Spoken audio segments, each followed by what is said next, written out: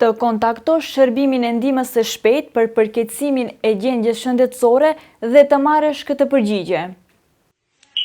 Alo? За помощь. Да, ве молам направите нешто, имам многу болки, чичко ми не може да мрдне? За Визбегова? Да, што ве барав преска. Значи ви кажавме што да купите и тоа да дадете. Operatorja që u përgjigj, në vend se të dërgoj ekipin, e ka këshilluar për blerjen e disa medikamenteve dhe ndërpret linjën telefonike, teksa qytetarja munduhet t'i tregoj se gjendja shëndetësore ka filluar t'i përkeqësohet familjarit. Па дама, не може, само молам да зборувам малце? За тоа. За болки, за тромбофлебит, брза помощ не. И не може да дојде. Ама не може да мрдно. Ало? Por, a është kjo përgjigje në përputhje me protokollin e Ministrisë së Shëndetësisë dhe kush mban përgjegjësi kur një operator ose mjek vlerëson gabimisht situatën?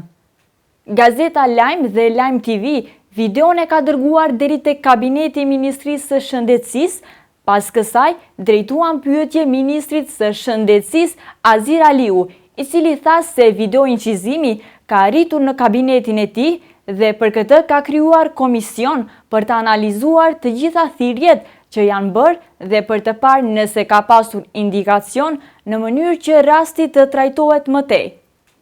Se keni parë një video në rrjetet sociale teksa një qytetare po telefonon ndihmën e shpejtë dhe nga atje nuk dërgojnë ekip, por i thonë qytetarës se duhet i marrë disa medikamente. Ajo që duhet ju pyes unë se a është kjo në përputhje me protokollin e ministrisë dhe kush mban përgjegjësi kur një operator vlerëson situatën emergjente?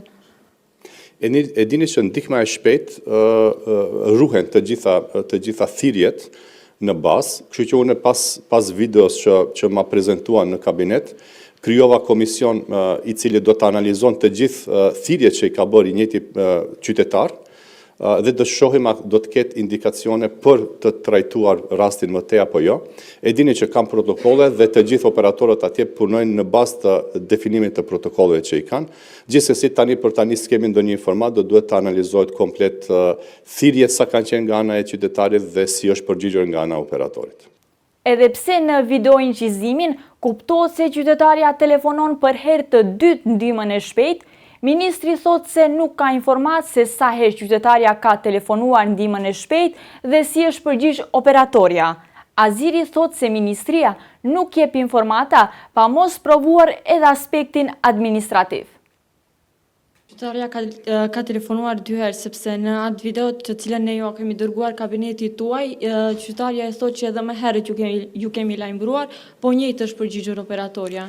Gjithsesi do duhet ne të analizojmë të dhënat, e dini jemi ministri, është institucion shtetëror dhe nuk mund të dalim në mediume informata pa i provuar në aspekt administrativ janë apo nuk janë të tillë.